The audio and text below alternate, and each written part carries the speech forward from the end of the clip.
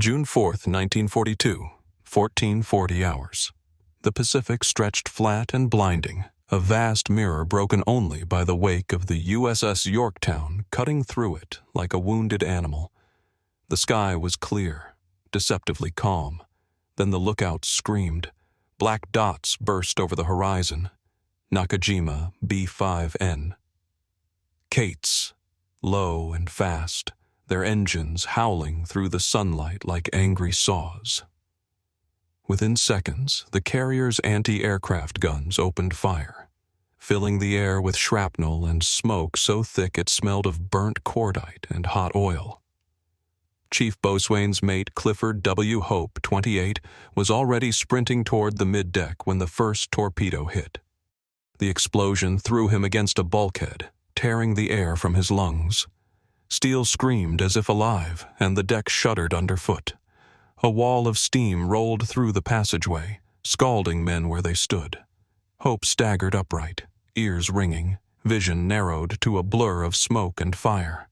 Somewhere below, the ship's heart was bleeding. The intercom crackled with orders drowned by static. "Flooding port side!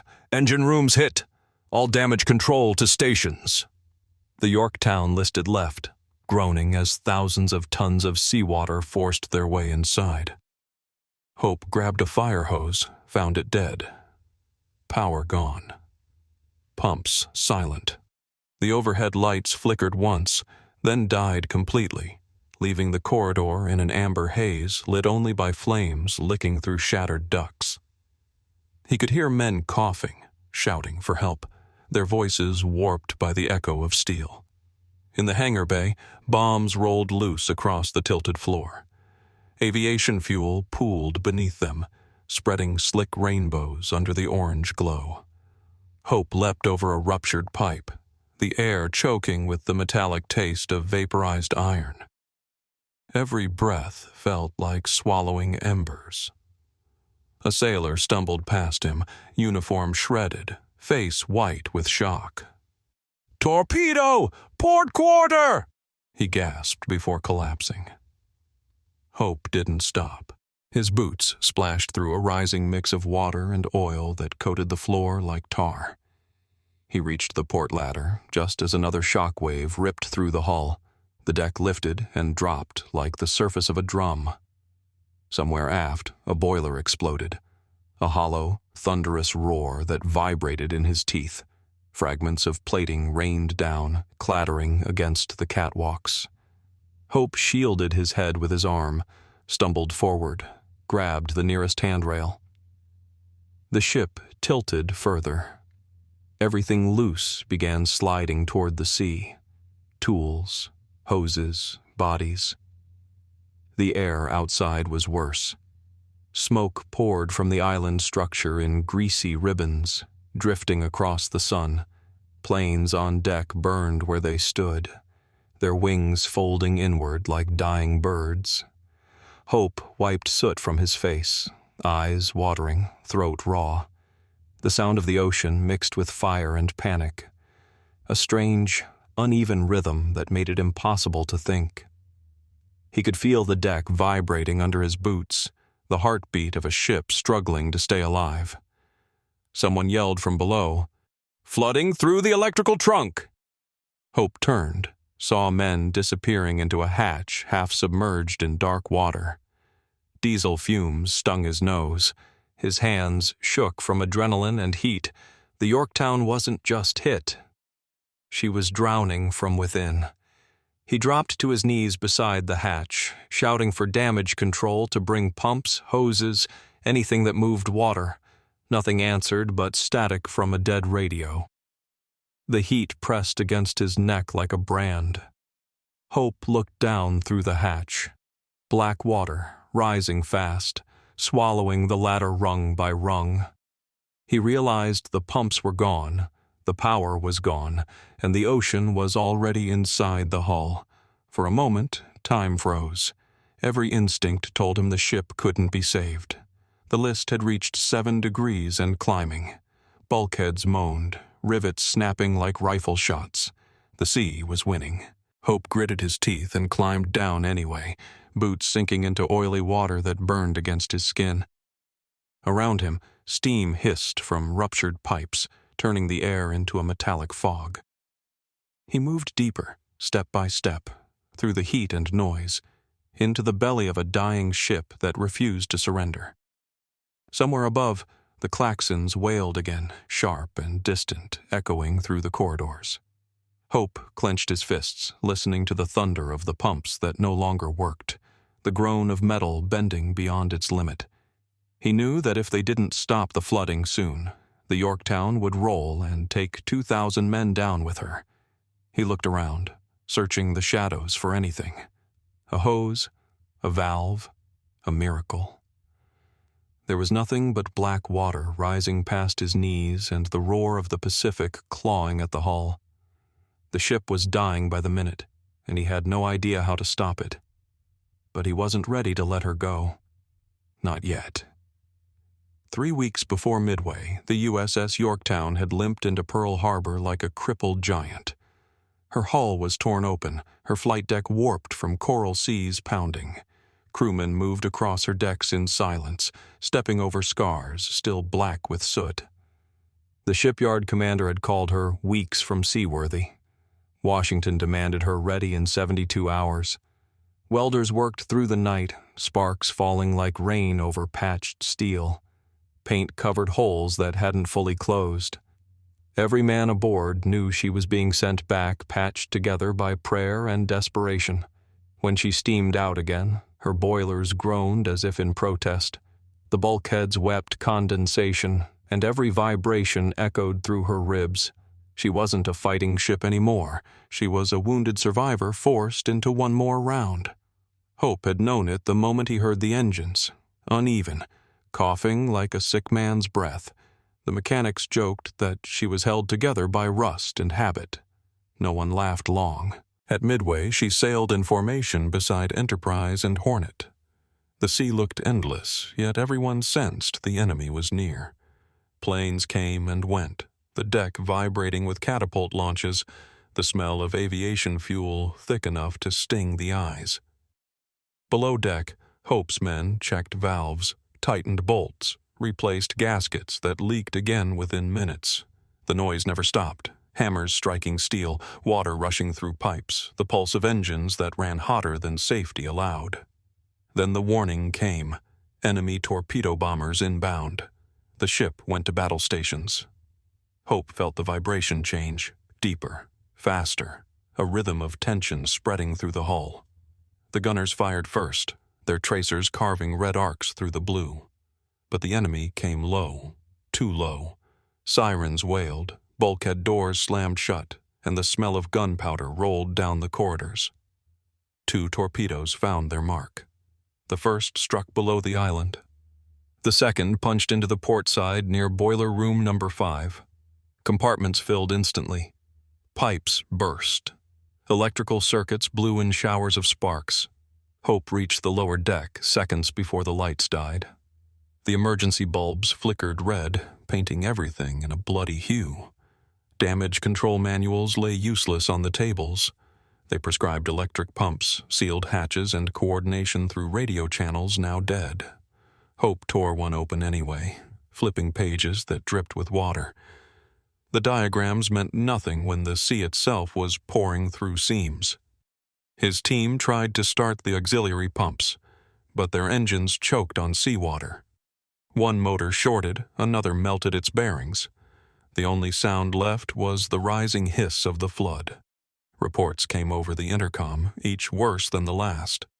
Boiler rooms abandoned, lower ammunition stores flooded, the forward generator gone. The Yorktown had no power, no pressure, and no means of control. She was a drifting target painted in smoke. Captain Buckmaster's voice cut through the static, calm but tight. Contain flooding. Maintain list under 8 degrees. His words reached compartments already underwater. Hope saw the tilt increasing. He braced himself against the wall, watching a wrench slide slowly across the floor and vanish under black water. The ship's metal skin groaned like it was trying to breathe. Men stumbled as the deck slanted, their boots scraping against oil-slick steel. Someone yelled that the port passage was gone, sealed by debris and flame. Hope sent 2 men to check the watertight door. It was already twisted shut, frame warped from pressure. Above, the roar of engines faded. The carrier had stopped launching planes. Silence pressed against the hull, heavy and final. Hope felt the weight of it, the realization that they were alone below decks, cut off from command, surrounded by rising water that smelled of salt and fuel. He thought of the men topside who still believed the ship could fight. Down here, the truth was clearer. The pumps were silent, the lights fading, the temperature climbing as steam hissed through ruptured pipes. The sea was eating its way in, inch by inch. But Hope didn't move toward the ladder. He stayed where the air was thickest, counting breaths, staring at the floodline. Something inside him refused to accept that this was how Yorktown would end, not after surviving Coral Sea, not after everything welded and riveted and risked to keep her alive. He clenched his fists, skin blackened with soot, and stepped closer to the rising water. The manuals offered no answer. The systems were dead. Yet somewhere in the chaos there had to be a way to fight back. The hull creaked again, louder this time, like the groan of a wounded giant that still refused to fall. Hope crouched by the hatch, breathing diesel and steam as the flood climbed another inch along the ladder rungs. The corridor pulsed with red emergency light, a heartbeat that kept time with the groans of the hull. Water sloshed against his boots, warm and slick, carrying splinters of paint and threads of canvas. He wiped his eyes with the back of his hand, skin gritty with soot, and stared at the dead pump panel. No hum, no pressure, only the hiss of ruptured lines and the slow, relentless pull of the sea. A fire bucket drifted by, bumping his leg. Its rim rattled against the ladder, then spun lazily in the eddying current. Another followed, then a third, set loose when a rack ripped from the bulkhead. The ship had 100 of them scattered along the passageways, cheap, dented, and ignored by men trained to trust switches and valves. Hope shoved one away cursing, and saw the water bend at his shove, just enough to notice. A small movement, a dent in the rise. His mind, wired for salvage since boyhood, seized on the simplest truth. If something can be moved, it can be moved again. He grabbed the bucket and filled it to the brim. The weight dragged at his shoulders, straps cutting into his palms. He heaved, muscles screaming, and threw the load through the hatch to the higher deck. It splashed and vanished, replaced immediately by more black water curling around his knees. Pointless, he thought. And then he noticed the floodline hesitate, a breath's width, before creeping again. "Chain it," he said, to no one at first. The word felt ridiculous in his mouth, like a relic from a wooden ship. Chain it. 2 sailors stumbled from the smoke, eyes red, sleeves soaked to the elbows. He pointed, voice raw. "Buckets, helmets, anything that holds water. Line from here to the scupper." One balked, lifting a hand toward the silent pumps. The other glanced up the corridor, as if waiting for an officer to contradict the order. There was no officer. Only the list, the steam, and the sound of the ship settling deeper. Doctrine screamed against it. Manuals called manual dewatering a last resort, slow and dangerous, suitable for peacetime drills or fires no bigger than a locker. Command would accuse him of wasting bodies on a hopeless scheme. He felt the accusation forming in his head, heavy as iron, misuse of personnel during action. He pictured signatures, reprimands, careers ending in quiet offices far from the sea. Then the deck lurched, and a toolbox slid by like a coffin. The argument ended. He tore his whistle from its lanyard and blew once, long and fierce. Men appeared out of the haze, galley hands with singed aprons, a radio man clutching his headphones like a talisman, a gunner's mate whose face was scalded pink. Hope shoved buckets into their hands, shoved them into place, shoved doubt down his throat. "Line to the port ladder, pass fast, dump faster. Helmets if you run dry." The words came like hammer blows, shaping something from panic. The first pass failed. A bucket slipped, slammed into a knee, water splashing back to the deck with a mocking hiss. The second pass crawled, hands unsure, grip weak, rhythm broken by coughing fits. Hope shoved men aside, reset the spacing, planted boots where the slope was worst. "Short throws, no carries, keep it moving." He snatched a helmet from a hook and dipped it, the hot brim burning his knuckles. He hurled the load toward the hatch. It vanished into glare. A petty officer pushed through the line, yelling that the bridge hadn't authorized this, that men were needed for patching, that the pumps would be up any minute. Hope didn't look at him. He pointed to the flood line quivering along the rung, a thin black lip that seemed to watch them back. "Any minute," he said, voice flat. "We drown." The line tightened. Buckets began to fly, hands to hands, hands to air, air to the hatch where the sea waited to receive what it had already claimed. The corridor filled with the thud of metal rims, the grunt of effort, the wet slap of spills, oil-smeared faces until every man looked like a statue dredged from a harbor. The list pressed them sideways. They leaned into it like wrestlers. A cook tore his apron into strips and wrapped bruised palms.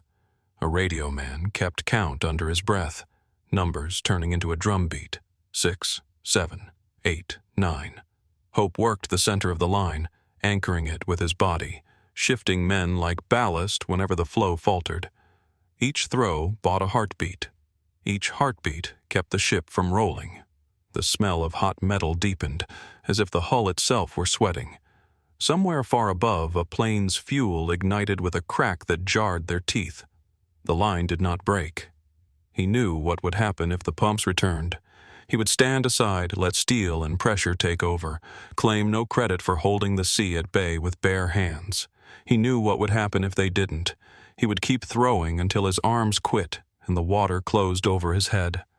Hope lifted another bucket. "Chain it," he said again, and this time the word sounded like an order the ship gave back. Then he gave the only command that mattered. "We start now." The first rhythm came slowly, clumsy and uneven, like a heartbeat skipping under strain. Buckets scraped the floor, sloshed, collided midair. Men shouted over each other, their voices swallowed by the roar of the flooding compartments. Hope pushed through the line, adjusting spacing, shouting names instead of ranks, using anger to drown fear. The chain began to move.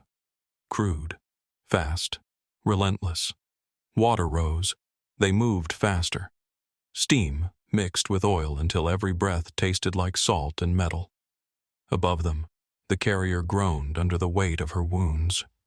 Every vibration thundered through the steel floor, sending drops from the overhead in rhythmic rain. The emergency lights flickered, strobing faces into pale masks of exhaustion. The ship tilted again. A wrench rolled through the water, bumping against Hope's boot before disappearing beneath the oily surface. He didn't look down. He could feel the ship listing further. 6 degrees, then 7. Another inch and the sea would own her. Hope's palms were shredded, blisters torn open, fingers raw. The bucket handle bit into the same wounds with every throw. He switched hands, ignored the pain, shouted for tempo. The men followed without question now. No one spoke of pumps or orders anymore. There was only the chain. A cook's helper fainted where he stood, face first into the flood, and 2 others dragged him up before the next wave hit. No one paused to rest. Each man knew the truth that clung to the air like heat.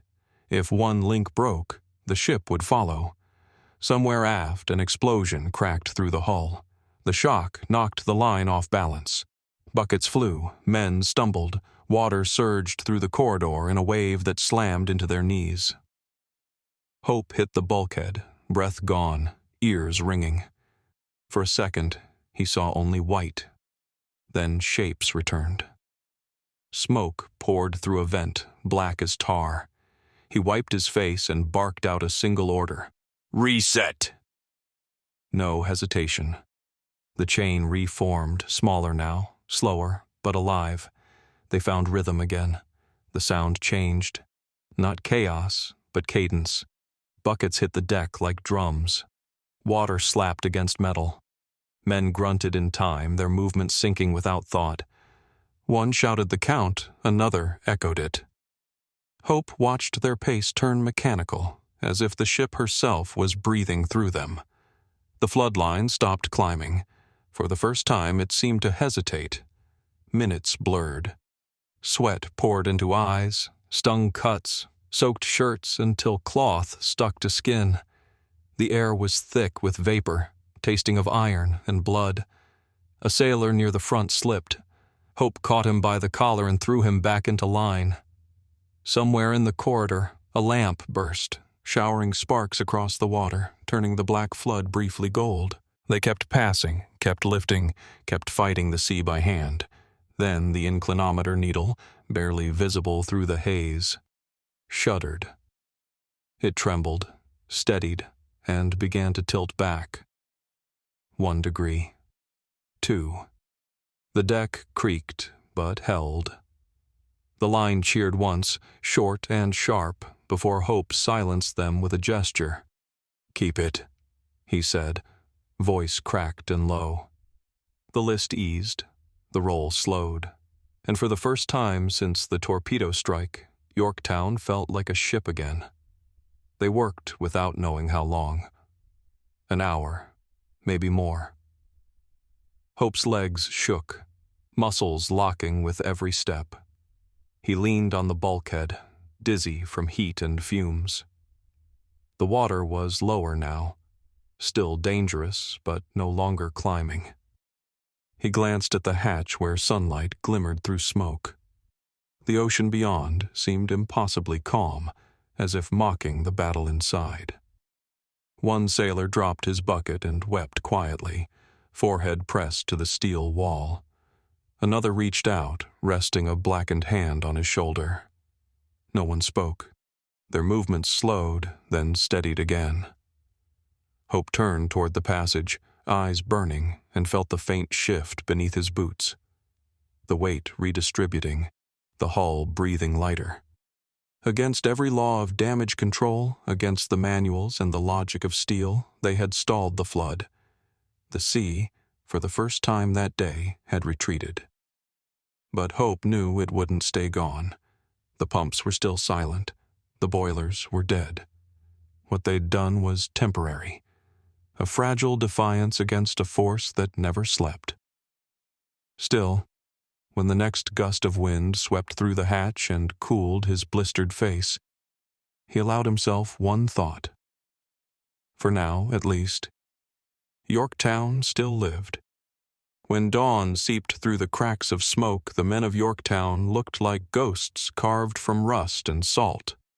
Their eyes were swollen, skin blistered from steam, uniforms stiff with dried oil.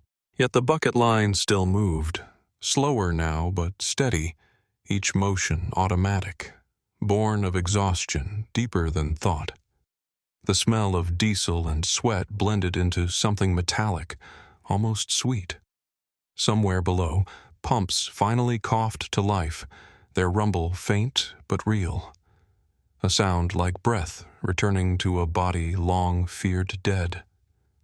Hope barely noticed at first. His world had shrunk to the arc of his arms, the weight of water, the flash of hands reaching through haze. Only when a machinist's mate shouted, "Pressure holding," did he look up. The gauge needles twitched. Auxiliary power was trickling back. It wasn't victory, but it meant survival had a voice again. Hope nodded once, face unreadable, then ordered the men to keep working until the engineers could take over. He didn't trust machines anymore, not after what they'd seen fail. By mid-morning, word of the improvised chain had spread across the decks. Sailors emerging from smoke-stained corridors whispered about Hope's Line, the group that fought the sea bare-handed. Men who had fled the flooding returned, driven by rumor or guilt, carrying buckets, helmets, anything that could scoop. Gunners whose stations were wrecked joined the line beside cooks and radio operators. The division between departments vanished in the heat. There were no ranks left, only hands. One officer tried to break it up, shouting about procedure, but his voice vanished under the rhythm of sloshing buckets. The sound filled the ship like a drumbeat, echoing through bulkheads, marking defiance in its simplest form. The captain, hearing reports of manual dewatering, ordered to maintain it as long as results showed. Hope never heard that message. He was too deep below, shouting hoarse commands over the rising thrum of pumps. When the first electric pump came online, it didn't roar. It hummed weakly, coughing bursts of water that barely cleared the intake. But the sight of it moving gave men a spark stronger than rest could. They cheered once, ragged and short, then turned back to the chain. For every gallon pumped by steel, 3 were still carried by hand. The machinery was too slow. Flesh was faster. The compartments brightened as damage crews cut ventilation holes to release smoke. Shafts of sunlight pierced the haze, painting the water gold. It looked almost peaceful until the next groan rolled through the hull. The Yorktown was still bleeding from her seams, still fighting gravity's pull. Hope knew the pumps alone couldn't keep up. The pressure in the port bilge was climbing again. He signaled another line to form aft. The men obeyed without hesitation. Buckets clanged, sloshed, passed. The rhythm returned, faster this time, desperate. Somewhere above, an engineer reported to the bridge that flooding had stabilized. Captain Buckmaster turned toward his officers, eyes hollow but proud. "Tell them to hold," he said quietly. "Whatever they're doing, it's working." Down below, Hope's voice was nearly gone. He rasped orders, pointing instead of shouting, leading by motion. Every few minutes he checked the tilt. Still improving, fraction by fraction. His body trembled from dehydration, hands split open to the bone, nails black with grime. Yet he kept passing buckets, each one an act of refusal against inevitability. When a sailor collapsed beside him, Hope dragged the man out of the line and took his place without pause. He couldn't stop now. The chain was more than effort. It had become belief, a living organism of willpower holding the sea at bay. Every heartbeat synchronized, every motion merged into one pulse. Hours later, the pumps fully recovered. Engineers flooded the compartment with the roar of machinery, forcing water back through pipes that rattled like bones. The chain slowed, then stopped. Silence fell heavy and unreal. Hope leaned against the bulkhead, chest heaving, listening to the hum of working steel.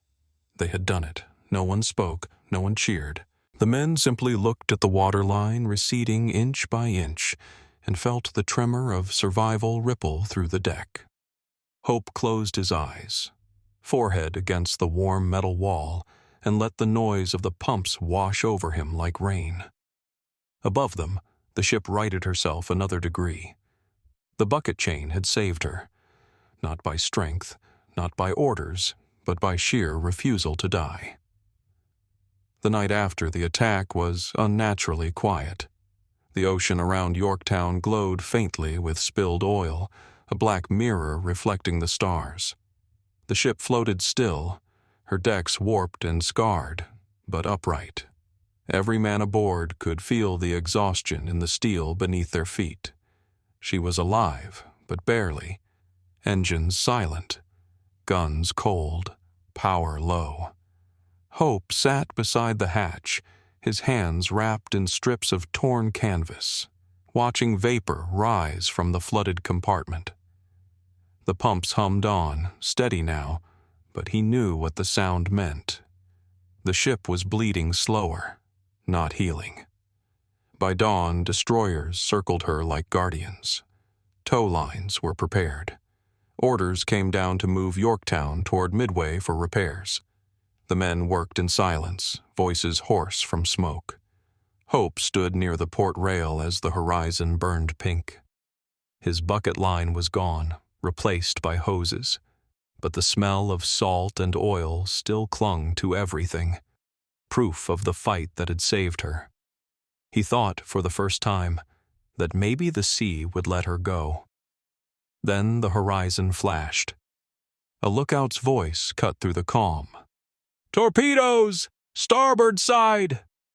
Hope's head snapped around. Far off, a white trail sliced across the surface like a whip crack. The submarine I-168 had found them. Before anyone could react, the first impact came, deep and brutal. The deck lifted under his boots, flinging him against the bulkhead. Heat surged through the corridor, and the smell of burning insulation filled the air. Another explosion followed, sharper, closer. The ship lurched hard to port, groaning like an animal struck in the ribs. Alarms screamed. Men ran for their stations, some barefoot, others still half asleep. The hull trembled again. A third torpedo slammed home. Water roared through ruptured seams, hammering bulkheads already scarred from yesterday's battle. Hope staggered through smoke toward the same compartment he'd fought for before. The flood greeted him like an old enemy, colder now, faster. Pumps stuttered once, then fell silent. He shouted for men to reform the chain. There were fewer now, faces pale beneath the soot, but they came. Buckets reappeared, snatched from hooks and corners. The old rhythm began again, weaker but determined.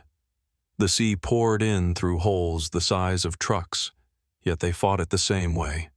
One load at a time, shoulders shaking, mouths bleeding from grit and heat.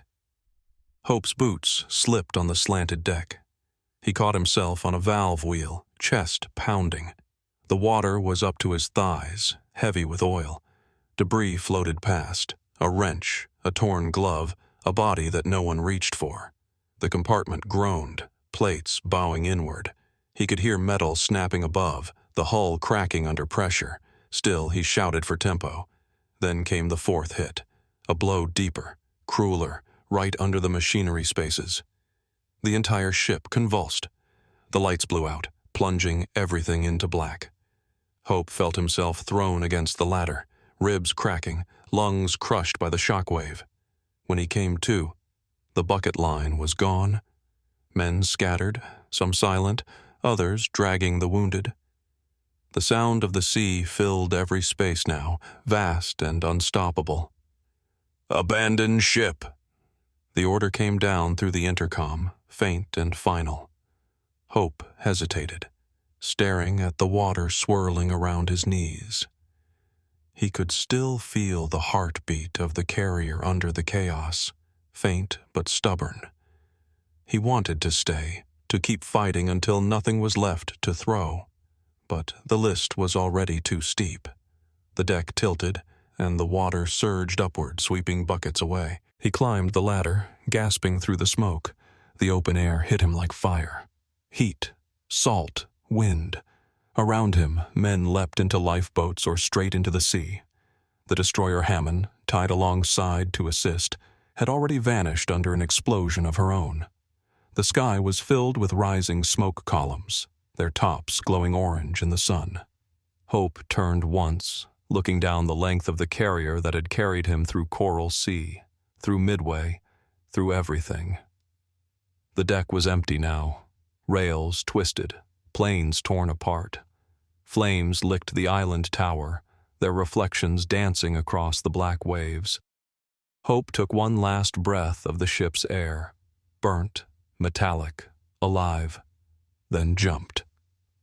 The sea swallowed him whole, pulling him down into cold silence. When he surfaced, gasping, Yorktown still floated behind him, her bow high, her stern sinking slow, proud even in death.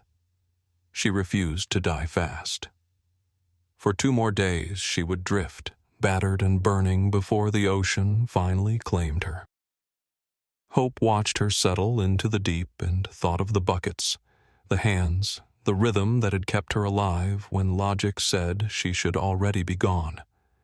She had been saved once by defiance, and even in sinking, she carried it with her. The sea was flat again by morning, calm and cruel, as if nothing had happened.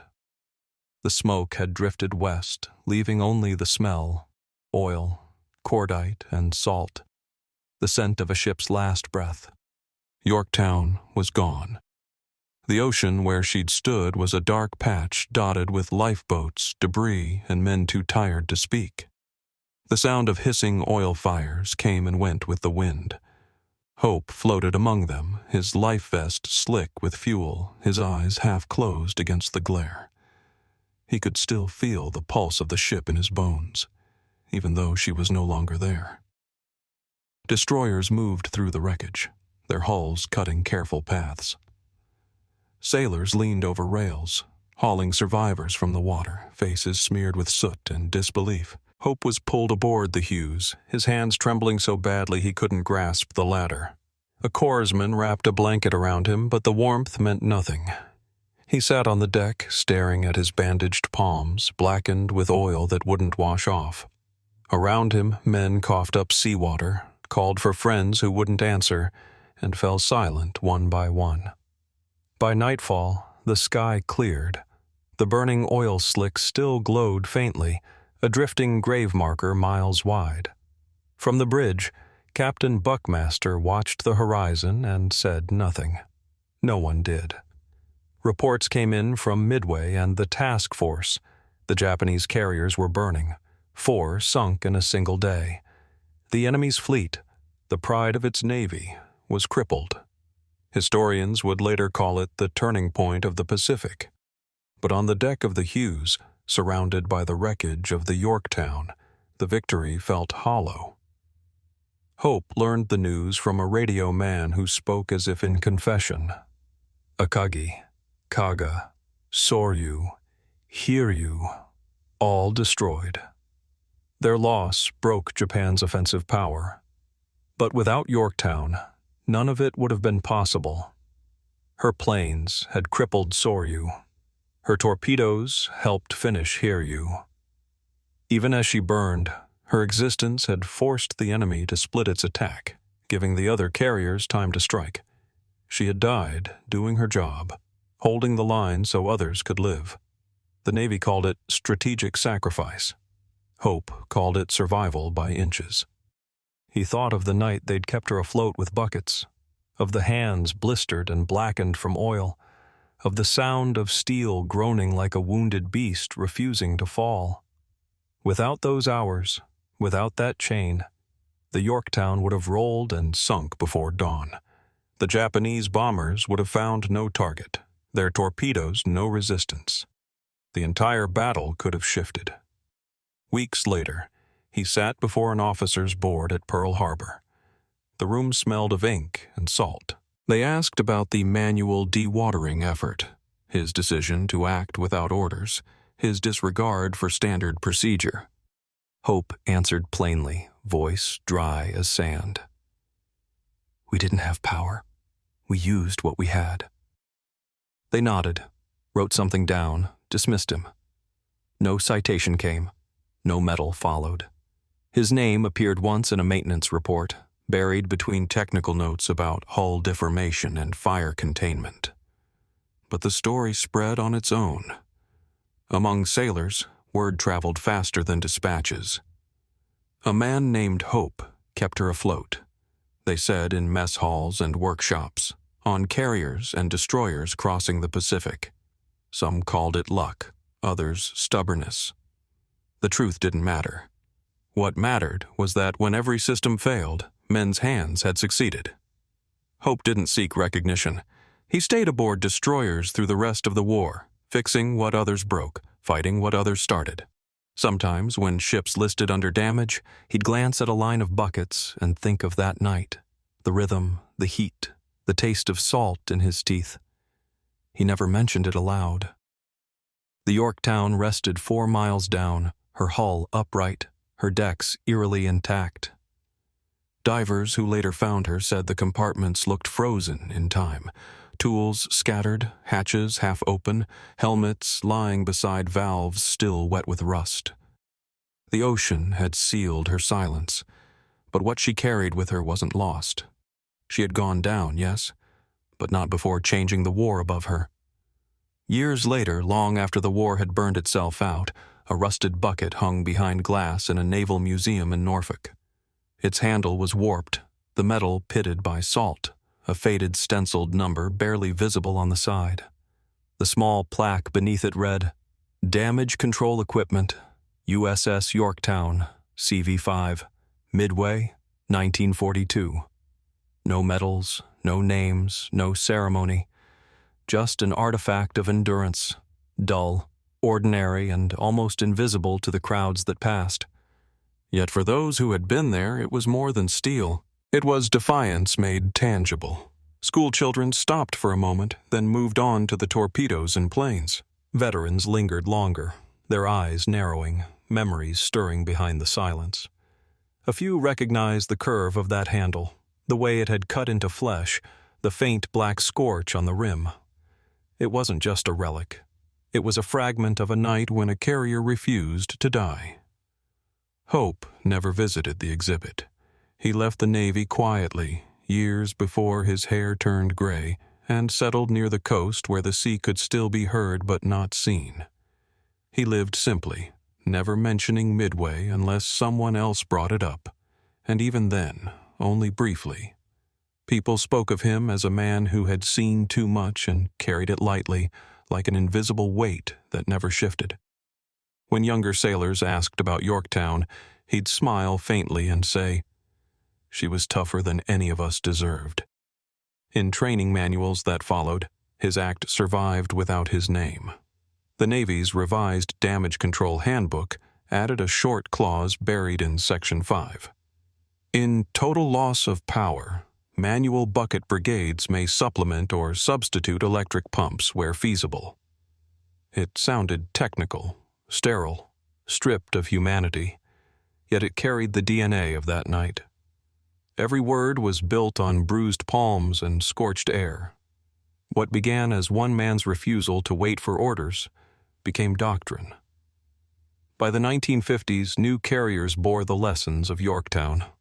Compartments were redesigned for manual access, auxiliary pumps were multiplied, and emergency drills taught the bucket relay as an absolute last resort. Few instructors knew its origin. They treated it as theory, not memory. But somewhere in the silence of those cold metal decks, the echo of that first chain still lived. The slap of water, the grunt of effort, the unbroken rhythm of men fighting the sea with their hands. The Yorktown herself remained at the bottom of the Pacific, upright and eerily preserved. Divers who descended decades later found her ghostly, wrapped in silt and lightless calm. The compartments told their story wordlessly. A wrench frozen mid-corner, an overturned pail resting against a bulkhead, the shadow of a handprint baked into paint by heat and time. Cameras captured what eyes could not fully grasp. The stubbornness of survival carved into metal.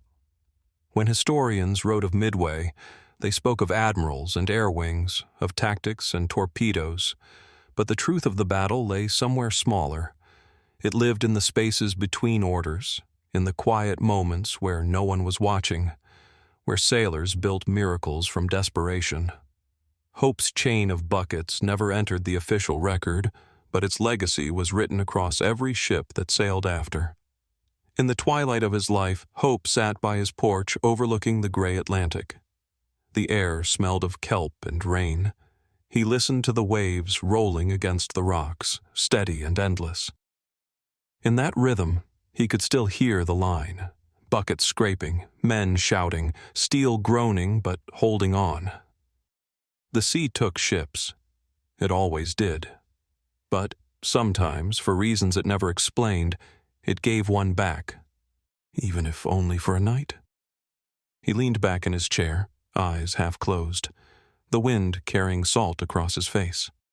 Somewhere beyond the horizon, under 4 miles of water, Yorktown still stood guard in the dark, her decks silent, her wounds sealed by time. And somewhere in that silence, a single rusted bucket waited, a symbol of how far courage can reach when logic ends.